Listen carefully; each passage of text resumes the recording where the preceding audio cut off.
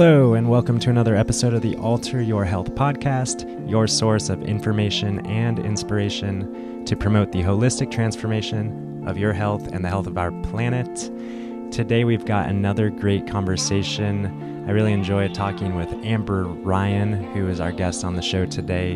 And this conversation is all about movement, and not like physical exercise as you might be connected with, but more of an embodiment, mindful, meditative movement practice that is known as 5 rhythms. And this conversation goes into the depths of what 5 rhythms really is and how it can be such a transformative process to promote health and vitality and all sorts of amazing things in life. And having dabbled with it just a little bit myself, I was really, really eager to connect with Amber to learn more about what practices such as 5 rhythms can offer for health. So Amber is an embodiment architect and international 5 rhythms facilitator who has been steeped in movement practices for the last 18 years. With a strong background in dance, theater, and freeing the natural voice, she takes seekers on transformative movement journeys focused on embodiment and energetics, supported by the deep and eclectic soundscapes that she weaves. Amber trained with 5 Rhythms founder Gabrielle Roth for 10 years in New York City and is on an annual staff for Omega at Blue Spirit. She has had the honor of working with Eileen Fisher of LifeWorks and has guided ecstatic spaces at Burning Man, Envision Festival, Wanderlust, Bonnaroo Music Festival, and a zillion 5 Rhythms dance floors across the globe, offering workshops, retreats, and immersions. You can learn more about Amber and her practice and what she offers at www.amberryan.com, and also on Instagram at the360.amberryan and on Facebook at the360amberryan. No dot on Facebook. So without further ado, why don't you just sit back and relax and enjoy this conversation with Amber Ryan.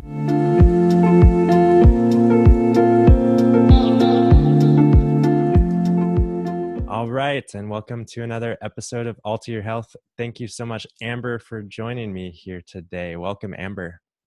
Oh, it's a pleasure to be here. Thank you for inviting me. Yeah, the last, it's interesting. I was just reflecting back on the last few interviews that I've been conducted, and they kind of feel like they're all over the place on one level in terms of like who they're with, you know? And then I realized like really one of my intentions in this podcast thing is to really paint a holistic picture of what health is, you know, and getting all different angles and all different perspectives into health healing. And you offer a fantastic, unique one. So thanks. Oh, well, thank you. Yeah. You know, it's always, I've been in it for so long now. I've been practicing the 5 rhythms for 18 years now, that it's always so fascinating to meet people that know very little about it and to be able to express, you know, some of what that practice is and what it's brought to my life. So thank you for that. Yeah, I've been kind of a dabbler, I guess you could say, even though it's been a couple of years actually since I've dabbled. Definitely want to reconnect and intend to. But I would love for you to just share briefly maybe just starting with a brief introduction of what 5 Rhythms is, and then how you discovered it and how you came into it, into like, you know, it's your full life now, or a big part of it, so it seems. So how did that happen for you? Well, that could be our whole time together. There's a lot in there. So, you know, what are the 5 rhythms? Big question there. So one way to start with that is to say the 5 rhythms are a movement language. You know, they're a lens through which to see and experience the world and to experience ourselves. They are a healing practice. And a lot of people say, you know, within a 5 rhythm session, you know, they might have been in therapy for years, and what people can get at in a movement session of the 5 rhythms, why it's a catalyst. It's a catalyst for transformation and healing. There's different ways in which the 5 rhythms correlate to other, what I call truth maps. The 5 rhythms, each of those, huge, vast teachings within themselves. So each of the rhythms not only has a physical embodied language, it also has an element of earth, fire, water, air, ether that correlates with each of those rhythms. There's also an essential emotion that goes with each of those rhythms, as well as a life cycle. So we can look at it as a map, as a map to wholeness, as a map to well-being. If we start to break down, what each of those 5 rhythms are, and I can't really go on much further without mentioning Gabrielle Roth, who, some of your listeners might have heard of. And, what Gabrielle did was she, in the 60s, when she was at Esalen in the human potential movement there, through her own experience of dance and exploration and having the ability that she was born with to kind of drop into trance, she started to work with people, let's say in a mental institution or with kids, and started to recognize that these patterns of movement were universal. And so each of these 5 rhythms are like a universal map.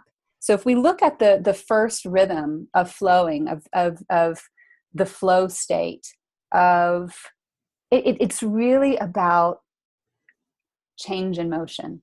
And everything in this universe is always changing. Like who I am today is different than who I was yesterday. Who I am and how I'm expressing myself right now is different than an hour ago. So we're always changing. And what embodying that rhythm of change gifts us is, I would say, like a more comfortability with that universal truth. Some of us really hold on to emotions, hold on to people, hold on to places, hold on to thoughts. So when I put my body in motion, I am in a simple way, ritualizing that universal truth within my own body. Yeah. And in that, so as I said before, so many teachings within each of these rhythms, but the rhythm of flowing has the element of earth. So, can I simply be aware of my feet on the earth, which then takes me out of this space that most humans in 2018 exist from, which is the mind. So part of what we're doing, let me just jump out big picture for a moment, is moving energetically all this mind energy down into my more instinctual state of being. And Gabrielle had this amazing, which really stuck with me, this quote, "Feet on earth, no." Feet on earth, no. So when I get out of my head and I drop down, I'm experiencing and making decisions from a place of knowing rather than a place of figuring it out. And I've been talking with a lot of colleagues and friends, and it's like, wow, getting out of this place of trying, getting out of this place of figuring things out, what a relief. What a relief to be able to listen to deeper parts of ourselves. And so that listening that inner listening is one of those foundational teachings in the rhythm, in the state of being, in the energetic of fluidity. That's one. That's one rhythm. Yeah. So should we? Yeah. Wow. Like I'm in the flow with you already. Got sucked in. So should we start maybe by like discussing, like listing the 5 rhythms? Yeah. Cool. Linear. Yeah. Yeah. So that's perfect because, where we go, the second rhythm from that is a more linear way of experiencing and being in the world, of connecting to the world. So perfect. So we have flowing, we have staccato, which, a lot of these words are musical words. Gabrielle was a dancer and a musician, and so that's how they landed. So staccato, we could say, in just a brief way, is the energy of connection, of clear communication, okay, of the linear mind, which we need also, right? Then the third rhythm is chaos, which is really indicative of our times right now. So how do I embody the rhythm of chaos in order to stay grounded in it? It's like, that's part of our world. How can I learn to be able to see more of the landscape when life spins me in that direction? The fourth rhythm is the most elusive, in that the first three build upon themselves in order for us to arrive into this fourth state, which we call lyrical. The reason why it's the most elusive is because the only way to really arrive there is organically. It is the state of expansion. It is the state of freedom. It is that state of what we've heard about for ecstasy, which has been alive throughout thousands of years. That awareness of that state, that ability to drop into that state. But if I were to boil this practice into one word, it would land in the lyrical state, which is freedom. What are we moving for? We're moving for freedom, for our own freedom, to free ourselves from our limitations. And then, what happens with this wave, it's a wave of energy, it's an arc. And so we look at that arc peaking in chaos, expanding in lyrical, and then starting to come back down into assimilation, which is the state of stillness, where we're able to see all of this, to experience the inner workings of myself while in connection to you, while in connection to this whole world universe. So that's stillness. So the fifth rhythm is stillness. It is. And yeah. that kind of captures, in being still, then you assimilate the experience through the previous four rhythms. Not that there is a linearity to it necessarily, but you're able to really embody the other four rhythms. Yes, it's like it's like the color black. All the other colors go into it. And it's actually what that makes, we can look at it in a linear way, which is a wave, but we can also look at the five rhythms as a circle. So that when we arrive into that still point, the stillness is totality. It is unification. It is that place when we're absolutely in it of no thing. And so what we know even about this universe is that out of nothing, everything arose. And so what we do is we complete that cycle, and then it just starts all over again, flowing staccato, chaos, lyrical stillness. And it is a model of the creative process. Yeah. Wow. So for some listeners totally are kind of in it and understand, and some are like, what these five rhythms are. And for some, I will, I didn't share this with you yet, but I recorded an introduction. So to kind of prepare listeners for what we're going to talk about. So five rhythms is a movement practice, and yes. And how, beyond these five rhythms that we kind of articulated, which they're just words to a lot of people, beyond those five rhythms, what kind of makes the five rhythms movement practice unique or different than, just like going out and dancing or any other sort of, movement practice? Yeah. Great question. Well, first, what I want to say is that, we can talk about this, kind of like going to Burning Man. You can talk about it, for a year, but until you experience it, you won't really know it, you know? And so I just want to drop that in. And then along with that, it's for everyone. Like, this isn't a practice that's just for dancers or, you know, just for people who are already fit. You know, it really is for everyone, from children. I've taught many children in the rhythms, all the way to elderhood. So that's one of the gifts of it. And, you know, what makes it different? Wow. Okay. Well, you know, when you look at, let's say, going out and going to a club or a social dance, like, you know, ballroom dancing, you know, those kind of more social constructs with dance, let's say. Well, one thing is that we come sober, you know, which some people, you know, getting over that, wow, you know, the only way I can move is if I have a drink before I do that. Well, you know, one of the things that's happening here is, whenever you do anything new, there's always that little, like, oh, you know, who am I going to be in this? You know, what parts of me are going to show up? One of the beautiful things about the rhythms is that it's not just a free form practice. Actually, that is only part of it. There's really a discipline to it. Without that, it wouldn't really be a practice, right? So we're practicing embodying these rhythms. We're practicing showing up on good days and not so good days, so that we can allow this kind of medicine wheel to work through us. There's these days, you know, there's so many, what I would put under the blanket of conscious dance movement, movement practices or communities. And again, like, one of the differentiating pieces is that, one, it has an embodiment practice. It has a discipline.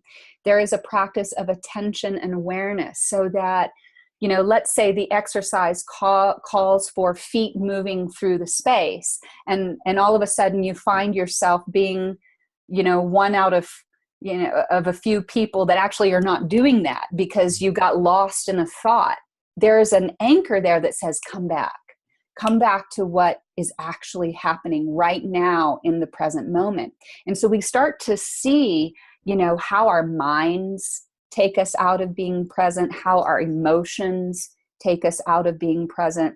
And the structure of the 5 rhythms is a practice of presence that says, hey, are you here? Are you really here? You know, and then the other thing that really challenges people is that, you know, like in a yoga class, for the most part, we're all sitting on a mat. And I love yoga, by the way. It's one of my main practices. I'm a student of it. We're all sitting on a mat facing forward. And there's, you know, so many amazing benefits that come through a yoga practice that, say, don't come through a 5 rhythms practice. So I love the integration of how they work together. But what the 5 rhythms brings within that is this interactive quality where we're off the mat, where we are able to move in any direction in the room. And sometimes, actually most times in a 5 rhythms class, there's an invitation to take a partner. And at that moment, probably every new person wants to run out the room. You know, like, you want me to what? Okay, I'm out of here. And so part of what the 5 rhythms is doing is it's saying, let's explore not only where your comfort zones are and where you feel at home, but let's also, in a safe space, in a container that's held well, let's also explore our edges. So that edge for a newcomer, first of all, might just be walking in the room. You know, yep. that sometimes just getting yourself there and crossing the threshold, that's enough sometimes, you know, making our health and our well-being more important than our long to-do lists, you know. But that moment where, you know, the instructor, facilitator might say, hey, take a partner, and you want to run, and yet you choose to come into that connection. And then what ends up happening is you're learning about who you are. We're learning, it's a mirror for learning about who we are and who we're becoming. So that, you know, practitioners that are in this for a long time, and maybe not even, because it does move fast, it is a catalyst. We start to flesh out, if you will, the parts of ourselves on that wheel that are not as comfortable, that encourage us to grow beyond our own norm. So that's in part how it's different. There is a beautiful challenge there. Yeah. Yeah. I mean, that's what, called me. I'm reflecting on my story, several years ago. And I was in a period of my life where I was just seeking the edge of my comfort zone. And I was just like pushing the boundaries constantly. And I was kind of like addicted to that feeling of like being uncomfortable and just exploring and experimenting. And I'm not necessarily in that space anymore. I'm kind of just more settled, and like I don't need the rush and the adventure. And maybe that's probably one reason why I haven't been as connected with Five Rhythms. But I really, really appreciate one of the things you said early on as maybe the goal or the invitation through this practice is freedom, because that is one way that I like to define health. Health is freedom of the body, freedom of the mind to, to think, pleasant thoughts and not be attached to self-destructive thoughts, freedom of the body to move, effortlessly and without pain and without hindrance. And anyways, yeah, the freedom that is available through Five Rhythms is just like, it's like, in my experience at least, it's so amazing because, and then the way I distinguish it from other practices is there's often, depending on the consciousness level of these conscious dance communities that you kind of spoke of, there's the energy in the vessel or the container can be a little uncomfortable and make attaining that freedom more of a challenge. And can you speak a little bit about like the importance of the container and how that's established and how that's held and how that can support someone in experiencing like the extent of freedom that's available? Yeah, that's a wonderful topic. So one of the things that's coming to mind right now is that, well, as you alluded to, the container is so important. If the container, meaning there's a facilitator, there's a space. When someone walks into that field, or when we walk in anywhere, actually, there's this part of ourself that consciously and unconsciously says, am I safe? Am I safe? And so for the facilitator to create a safe space, that is indicative if where we go individually, we can actually go somewhere collectively.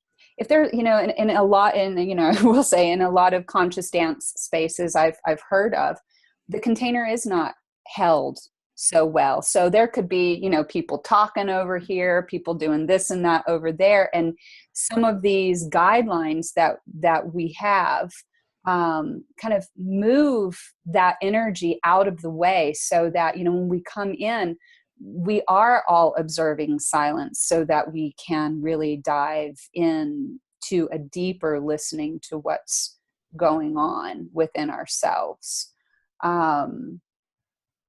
So the container, part of where we're going, and it's not just about the individual. We all come into the space as individuals, coming in to get our own pieces of where's my heart, what's going on in my mind, so that we can really align here. We can align body, heart, mind, soul, spirit. So the first task is to come in and free the body, to move energy, to get energy moving, to find out where the blockages are, which might be in the body, might be, today I don't want to connect with anyone. I just want to be dancing in my own self, take a partner, no way. Or this is really active. So when we come in, we're first tending to ourself.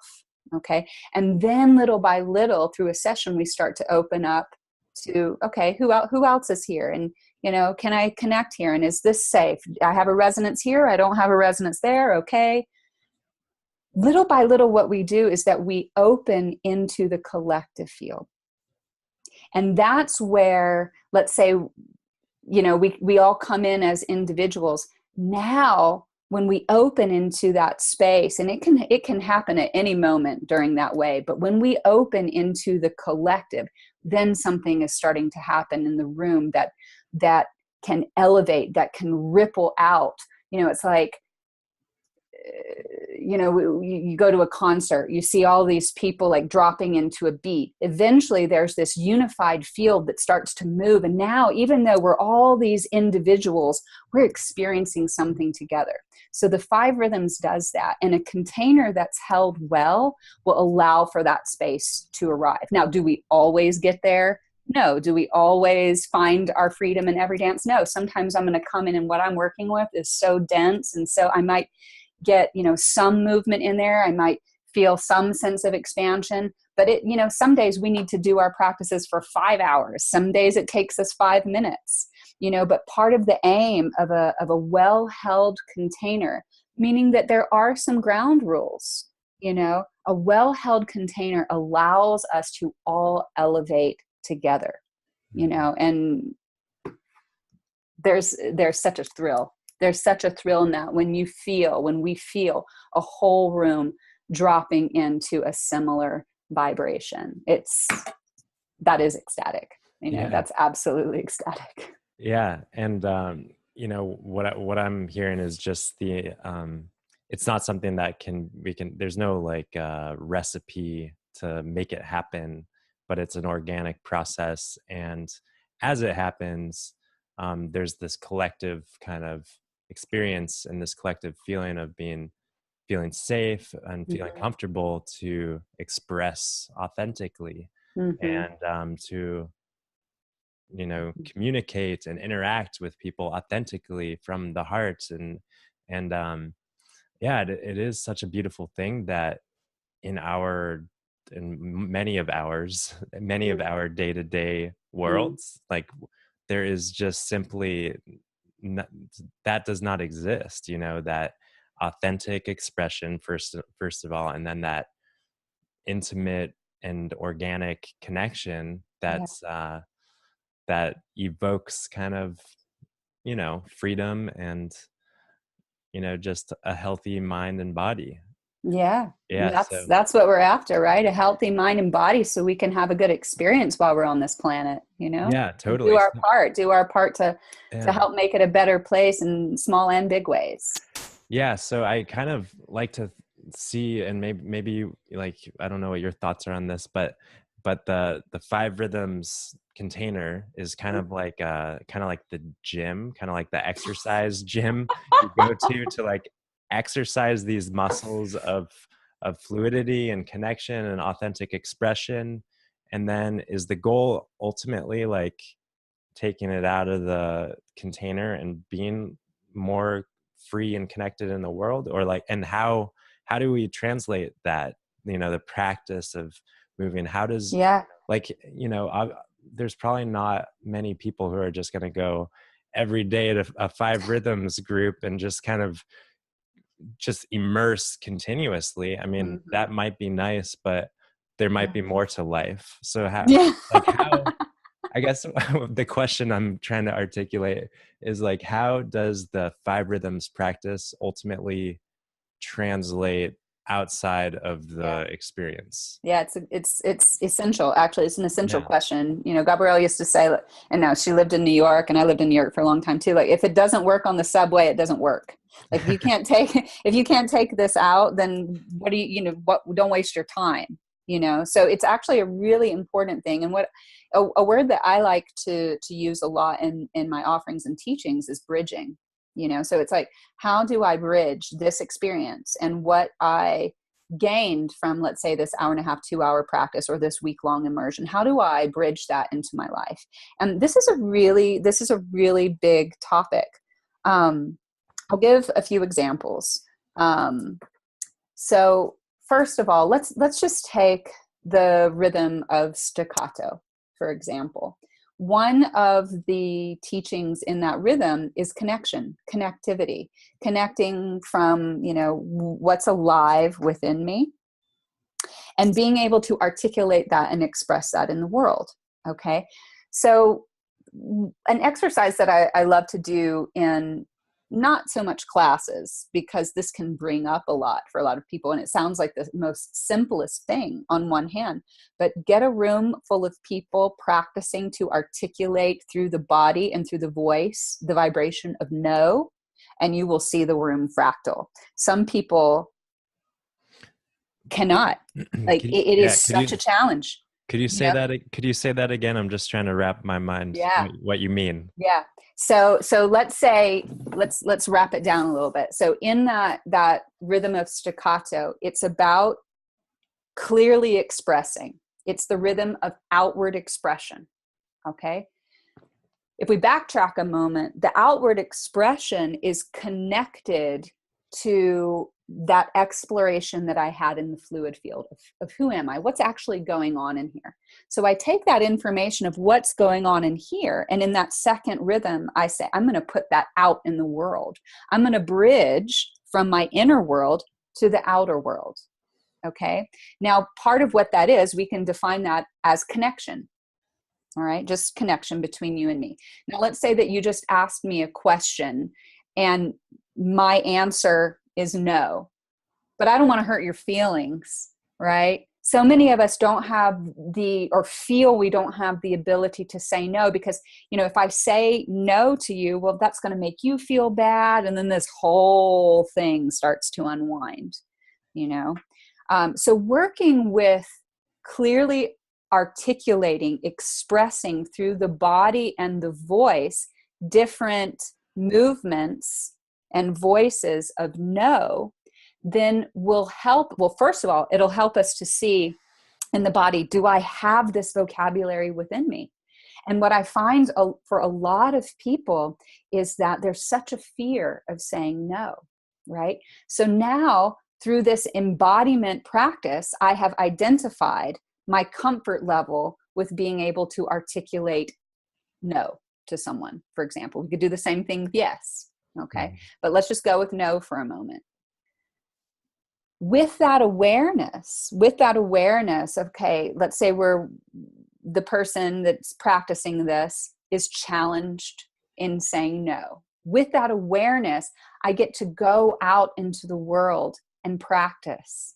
There was a woman a beautiful elder woman that was in a workshop in Santa Fe not long ago, and we were working with this, and she was just like, I say no like this. Her no, the only way that she was comfortable expressing no was with hands in prayer.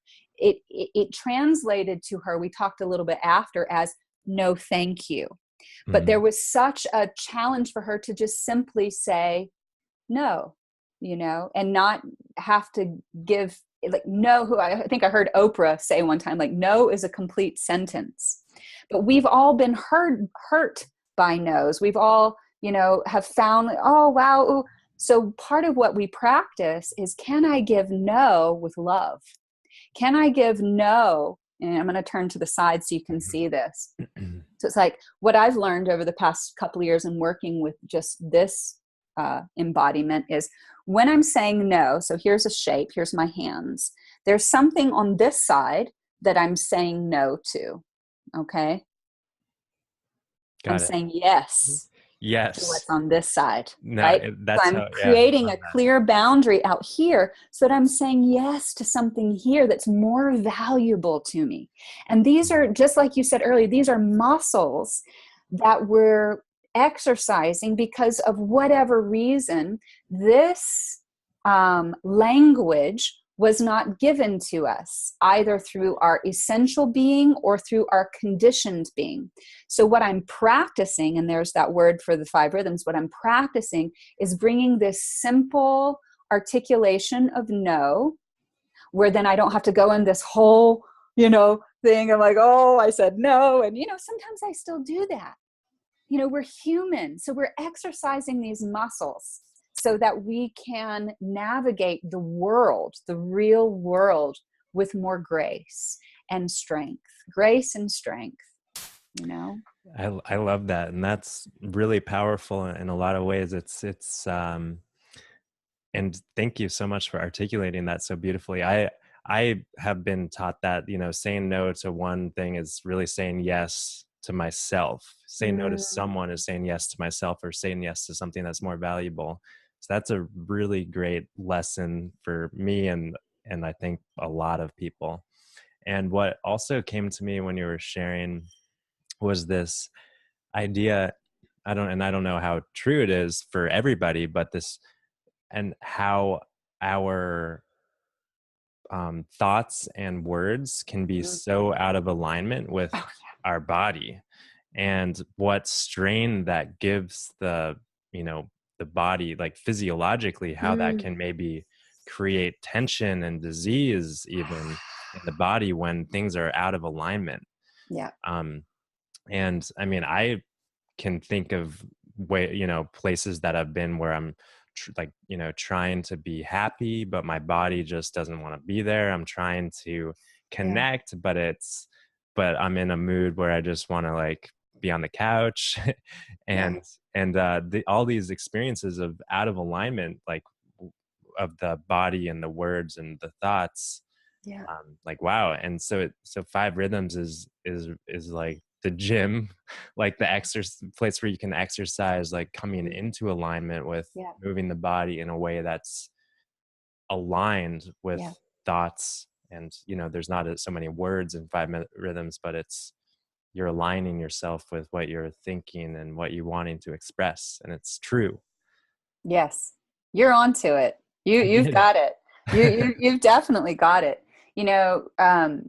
2 famous people said this line in slightly different ways, but the body doesn't lie. Yeah. The body doesn't lie. Gabrielle Roth and Martha Graham, the body doesn't lie.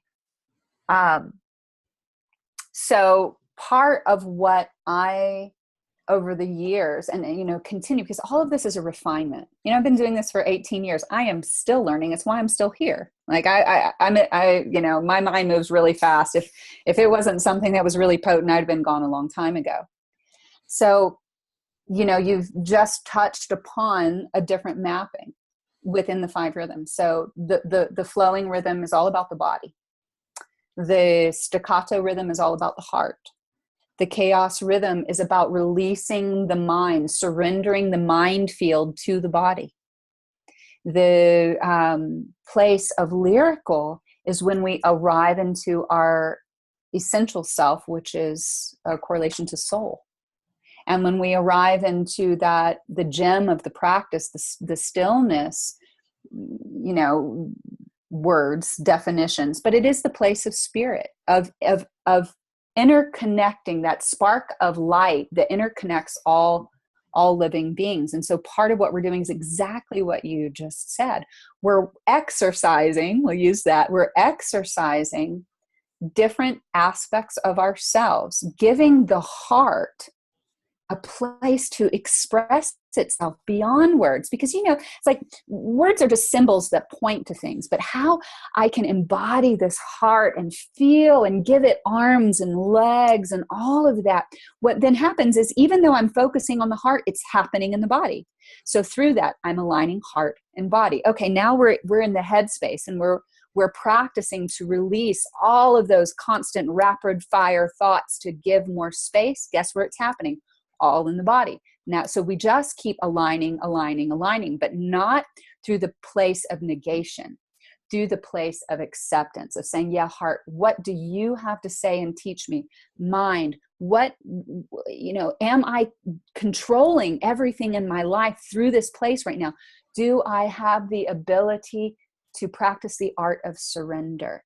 and then what happens, and here's that lyrical space I was talking about earlier of it being quite elusive, because what happens? We have body, heart, mind. When those three zones within us align, that's when the soul realm, the essence of who you are, that is absolutely unique to you and who I am, that's when it has the space to come through. And it comes through with that alignment of body, heart, and mind coming into one space, then soul.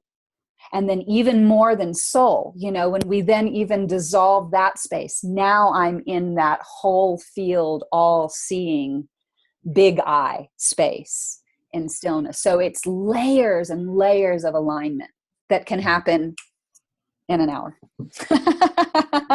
Yeah. And, like I was talking about earlier, one of the goals of this podcast is just like articulating the definition of health and just painting this picture. And it's just really, I guess I just want to anchor it for myself and maybe listeners that just the importance of this alignment, heart, mind, body is really a reflection of health. And when things are not in alignment, vice versa, then things can be tense and uncomfortable and icky, sticky. And Yeah. I know I've had that experience, and I'm sure others can relate when things are just not in Oh, line. it's part of the human experience. We can't Yeah. get away from it. Just saying that, just always putting a happy face on top of something, it's actually not the way to health. No. And just, it's worth mentioning, and this kind of goes with one of your earlier questions, how is this practice different? One of the ways in that it's different is that it actually embraces our shadow qualities, our less desirable qualities. It doesn't say, oh, less desirable qualities, you belong over there or back in the closet. It's like, no, okay, today I'm feeling really inert. I don't want to get off the couch. Well, guess what rhythm that falls into? It's the shadow of fluidity. If fluidity is change in motion, and then we go to the opposite. What's the opposite? I don't want to move. So all of the rhythms not only have an emotional field that go with them, they also have a shadow field. And so knowing what those are, it's like, okay, I feel really tense today. I feel really rigid. Well, guess what? I can move that through. And the key word is through. So we're not doing any of this to marinate in it. We're actually meeting our energy. And so here's one of the teachings of the rhythms. We always start right where we are. So your rigidity, your anger, whatever you got going on in your life, it's actually welcome there. It's actually welcome. And a facilitator and a teacher that's well experienced can hold that for multiple people at the same time. Yeah, that's a really great point and a really great reminder for all of us, to what obviously we can bring those feelings and bring those moods authentically to a five rhythms practice, but maybe we can also be our own five rhythms teacher and hold ourselves in a place where we can authentically be with what's present, and not, like we were talking about before, not just like, oh, I should be feeling good because it's happening, but I'm not. And there's this out of alignment thing, but just allowing what is to be what is, and what is to be felt and experienced. And what five rhythms, it sounds like what that practice invites is to embody it more so through movement, or maybe lack of movement in the shadow side. And something that you were just pointing to is that the rhythms really are a practice of self-mastery. So the facilitator, the guide, the job there, if you will, is to really gift each individual with their own inner listening, so that you are the master of you. You are the master of your life. No one knows you and your life like you know your life. And so it's really a practice of self-empowerment It's like once you get some of these tools, sure, you can practice this at home. Absolutely. You can practice it, out in the street. It doesn't always have to take the form of dance, because we're moving all the time. The way in which I move, that I'm moving here in this chair, when I stand up and move from here to the door, like how is my posture? All of this is messaging not only to the greater world, but to ourselves, because we're always changing and shifting. So it's like, if I can just become aware that because of I'm going to give it an example. It's not, but because of let's say a recent heartbreak, that my shoulders are now curving over, and I have the ability to take that awareness into a practice of self-mastery and let my heart open to the world again, even if it feels a little vulnerable and scary. Yeah. Yeah. No, yeah, I love that. And you kind of touched on the piece that and that kind of intrigued me a little bit, in these shadow elements Mm-hmm. of each of the rhythms. And could Mm-hmm. you just, Name them? name them, and maybe Mm-hmm. just dive into that a little bit? Yeah, sure. Um, the shadow map, the shadow work, it's been an important part of our human evolution, certainly on the soul spirit path. And there's a few people who've really, like Debbie Ford really did a lot of work with the shadow maps as well, in a completely different modality.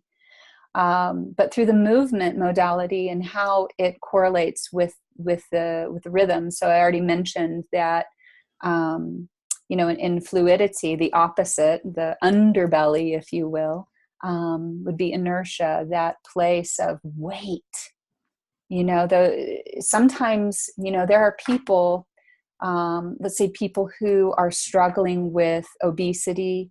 There is not only an energetic weight that can come on the body, but a physical weight that comes from the repetition of not moving. Oh, and, it can come from a lot of different things, but that's just an example. So, a body in motion stays in motion. A body that is not moving also has the tendency to stay in that not moving state.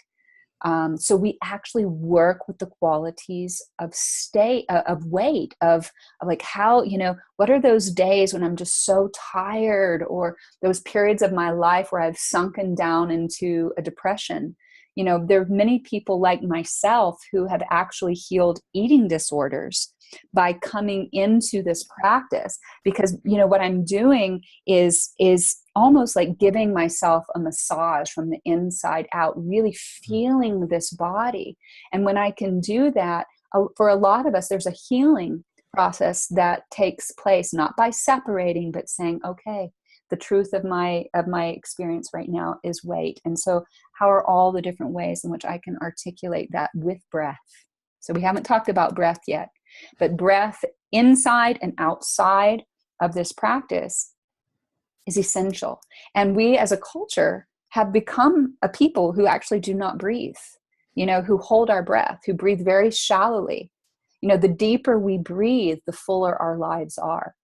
And so, breath is also, just like the rhythm of flowing, it's a thread that connects not only the practice of the 5 rhythms, but our entire life. It's like our most,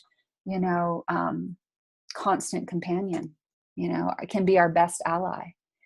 So heading along with the shadow map, you mentioned tension, rigidity, that comes along with not expressing ourselves fully, having resentment that then builds up, or not gifting our body with ease, like tension, rigidity. That is the shadow of that expressive, clear, clean, staccato energy.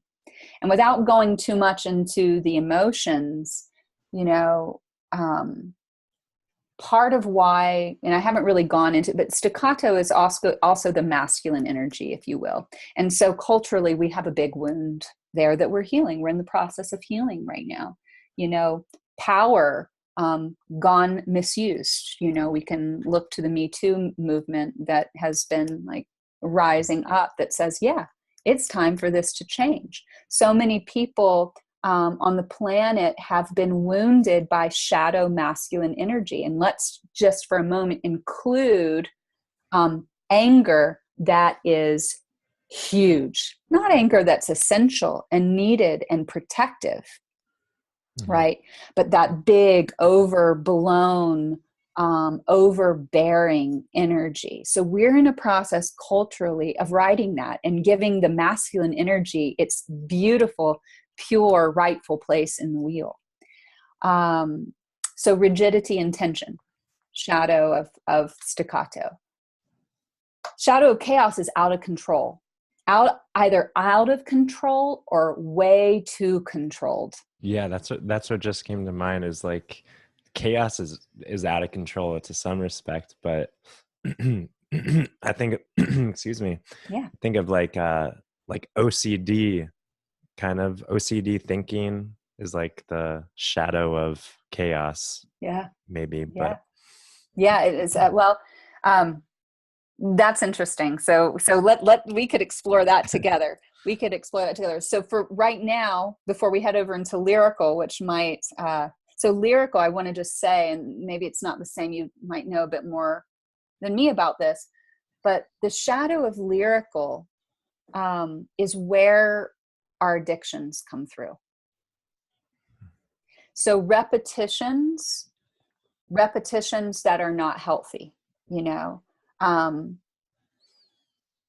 lyrical shadow is also this place of spiritual bypass, of being this, all up in the clouds and not really connected and kind of spacey. That's also the shadow of lyrical. But I think, more so in our culture right now, this, the addictions, and there's so many, a lot of us still, when we think of addiction, we're thinking of the opioid crisis or, people on hardcore drugs. Well, we know it goes way deeper than that. It goes into shopping, it goes into consumerism, it goes into how many coffees did I have today, and technology. Absolutely. So many people, as we all know, are having deeper relationships with their technology than actual human beings these days. And so that goes in there. And, you can even see as we then spill around, I'll use that word spill right now in the shadow map, into the shadow of stillness. We can see it, in addiction, when it spills over into stillness, and it can be an emotional addiction as well. The shadow there in stillness is numb. It's numb. It's when like all this stimulation has become way too much. And I almost become a shell of myself, where I don't have any more capacity for anything to go in or anything to come out, and so we can even see like addictions going to, extreme and like shutting down this vessel of well-being and health. It can turn into this space of a kind of void that is not healthy, Yeah. Well, it sounds like the rhythms could really offer healing to any of those shadows by just kind of embodying them fully. And I'm curious if you want to just touch on for a few moments your experiences with your healing. I know it's kind of like late in the conversation. But who am I? Answer question and answer right in the beginning. We just jumped. Why am I here? That. Just right over that. but like, yeah, if you want to, articulate how that happened through the rhythms for you, the healing of the eating disorder. Yeah. Because it seems like, and I'll just talk while you can like contemplate or whatever. But it seems like well, I'm sure that 5 rhythms could be a useful and maybe even essential way to heal all sorts of, mental, emotional conditions, and likely even physical conditions that are connected But especially things like I'm realizing addictions or like body image issues, Yeah. and just kind of feel it all, Yeah. um, Yeah. and Yeah. coming back into that alignment of thoughts and body and movement. Mhm. So yeah. Yeah. Beautiful. Where I'd like to start with this is maybe just a line or two of saying, you know, this practice is a cathartic one. And therefore, it's not for everyone. I do want to say that, because there are people, let's say, that have some mental challenges or mental health challenges that it can actually aggravate schizophrenia. It can aggravate some bipolar pieces. It can, so we don't have to go long into that, but I think just as we're talking about health and well-being, and saying, yeah, it's for children and adults, and there's also a place where, a few times, we've had to say, hey, you know what? I don't think that right now this is the practice for you because of its highly transformational level, or highly transformational, the way that it delivers us at a Mhm. fast speed. Um, so, for me, it's actually how I actually found the practice through injury.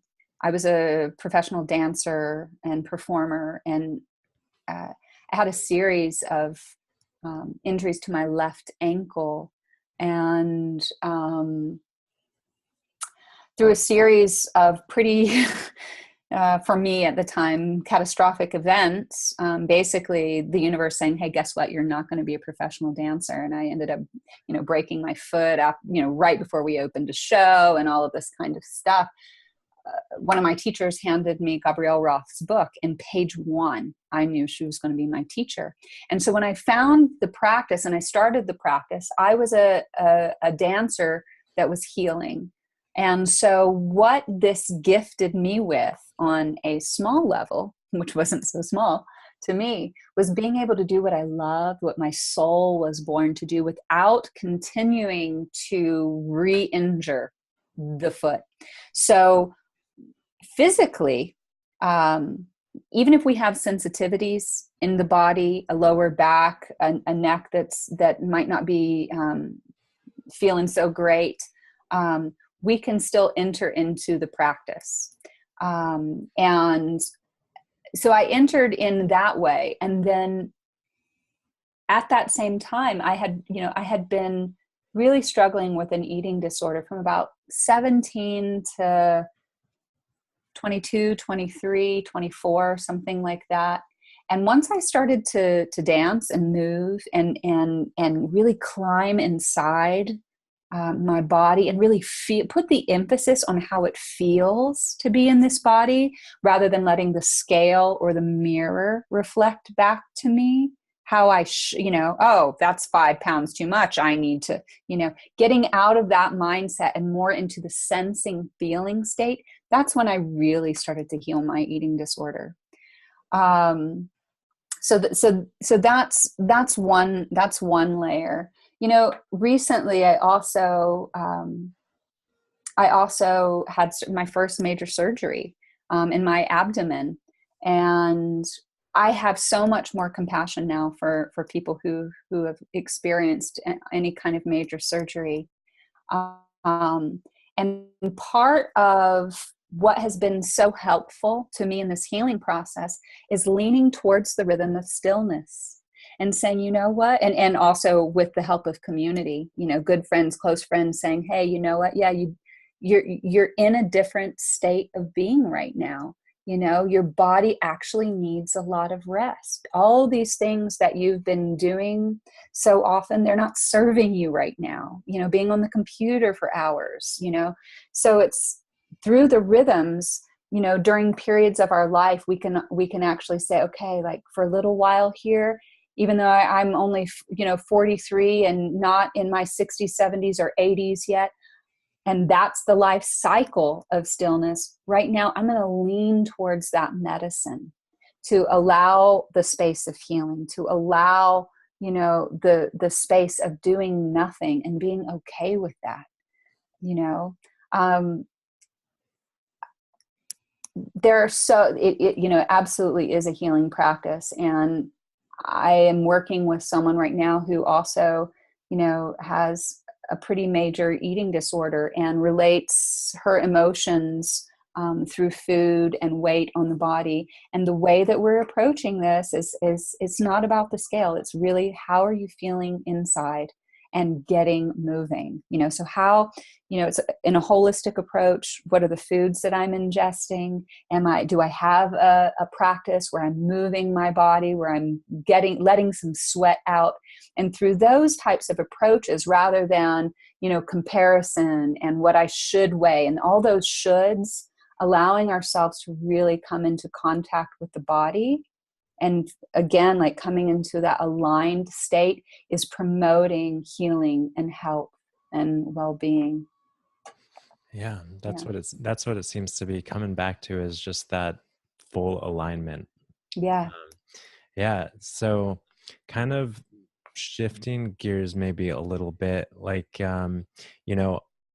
maybe any listeners who are still listening, maybe they are open to learning Mm-hmm. more, if they don't already know about like how to, you know, experiment and get a taste of five rhythms. What sort of recommendations or guidance do you have? And is it necessary to dive in to a proper course or class or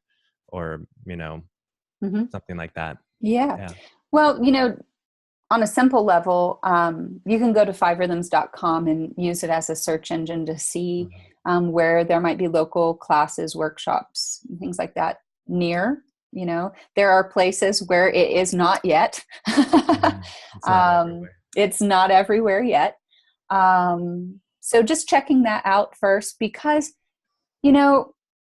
Gabrielle created some videos there. Some of us are working on more online content and things like this, and being able to practice with yourself, or, a lot of us teachers are actually guiding one-on-one sessions through Zoom. Technology is doing a lot of good actually too. Yeah. So those things are possible for people that find that they don't have local teachers near them.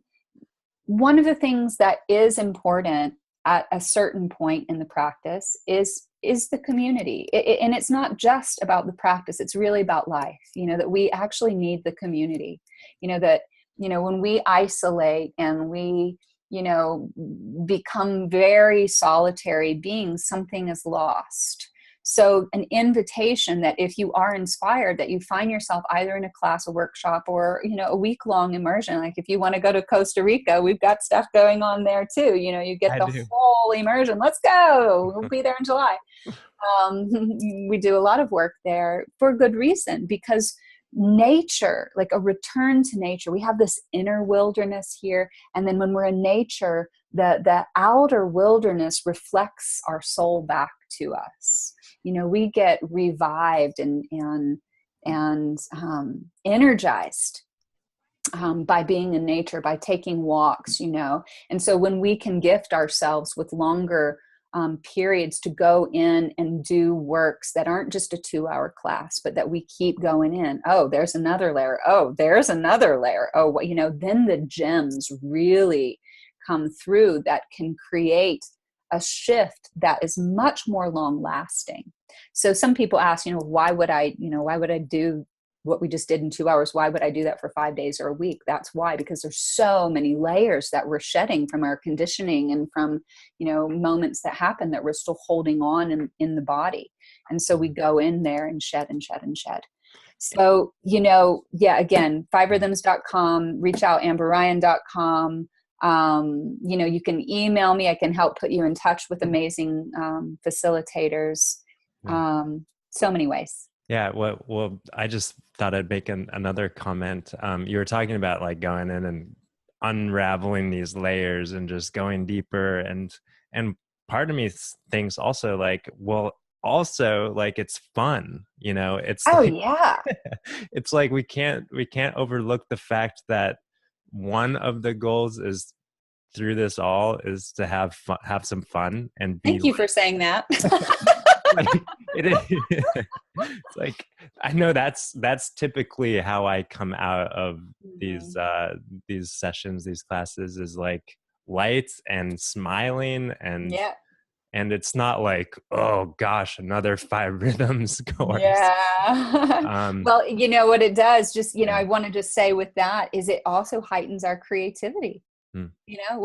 That's fun. That's absolutely fun. And in that lyrical rhythm, that's a place that we're actually aiming to get at, is that lightness of energy that you spoke to, is, the emotion that goes along with lyrical is joy. So we want to move all those denser energies so that we can arrive back into this expanded, light, positive, not force, but it's organic. And then we get to take that out to our friends, our family, our community, Yeah, you it's know? just the natural and authentic byproduct of our health and Yeah. well-being. Yeah. Yeah. And also it's fun that we, DJ fantastic music. So if you're a music lover, like all of that's in there too, which brings so much nuance and play and, all, yeah. Yeah, we didn't really, maybe we've got a few minutes to just talk about the music, because it is Mm, curious, because that is a big part of it, because yeah. that's kind of how you change the gears in Yeah. the experience, and Yeah. how you go from one rhythm to another Yeah. is with music. So could Yeah. you talk about the, like, a little bit for a couple minutes on how, Absolutely. I mean, yeah, it's like a whole nother conversation, like how the Yeah. music can do that. But yeah, Mhm. feel free to Mhm. just share what your thoughts are around that. Yeah. Well, music along with movement was my first love, really, and as you said, music is a big part of the five rhythms practice. You know, do you need music? No. Is it a fantastic distraction sometimes? Yes. Hmm. But what the music is doing is also invoking different aspects of ourselves. So the music is chosen very carefully, very consciously. Um, I'm one of the five rhythms teachers that loves to DJ. So I've been making mixtapes since I was like 11 or 12. So this has been something that I've been doing for a long time. And yet now with technology, we have all these DJ programs that allow us to create like seamless soundscapes. So we might start as we're warming up with like the sounds of waves or birds or a gong, or just beautiful invitation into a soundscape that's going to start to quiet out all the noise around us so that we can start to drop into what's going on in this body, heart, mind, soul, spirit space. And then what happens with the music is, just like we were talking about that wave arc, we usually start gently. The rhythms will pick up, will generate more energy. That staccato beat, we put on the radio, that's mostly staccato music. So coming into that, but there's an energetic build there. And then when we get into that chaos realm, like we're peaking up there at, if I don't know if this means anything to a lot of the audience, but to beats per minute that are pretty high up there, that get the heart rate going, that let sweat happen. Yeah, like you're up there, get that sweat going. So, it's like, even if, the five rhythms isn't your way to sweat every day, to sweat 6 days out of 7, that is a very healthy way of being, because through the sweat, we're releasing, we're letting go. And so, yeah, because of this amazing technology we have now, we're able to create these soundscapes that model this wave arc in a very seamless way. Cool. And we're able to, drop into beats together that are a unified field, and, pull out and amazing evocative pieces of music that, connect us to different parts of our being. So that's fun. Yeah. That's a And I, wonderful part of it. and I guess, for those who have yet to experience five rhythms, they're, like you said, to start this conversation, they just need to drop in and Just give it drop a in. shot. Just give Yeah. it a shot. Just, yeah. Try anything once, right? Well, maybe Yeah. not everything, but give it a try once, and you might find yourself absolutely surprised, or you might already have a knowing like, wow, yeah, I really want to check this out. Or you might come and be like, okay, well, I did that. I met this part of myself. I met some fears, and it's just not for me. But why not? We have this technology out there today that's really helping thousands and thousands of people all across the globe really connect to their most authentic selves, which then can translate into the impact we're making in a world in small or large ways. That's what it's all about. That's what it's all about. And that's the overarching theme of these conversations is like, starting here, starting with ourselves, but really just impacting outward and being part of this change in this world. That's yes. so cool. Yeah. Absolutely. Well, Amber, it's been a fantastic conversation. And thank you for your time. And it's been a lot of fun to connect. And I look forward to getting back into the 5 rhythms myself. So let's go. All right. Let's go. Thank you so much. All right. Yeah. Peace and love. And until next time.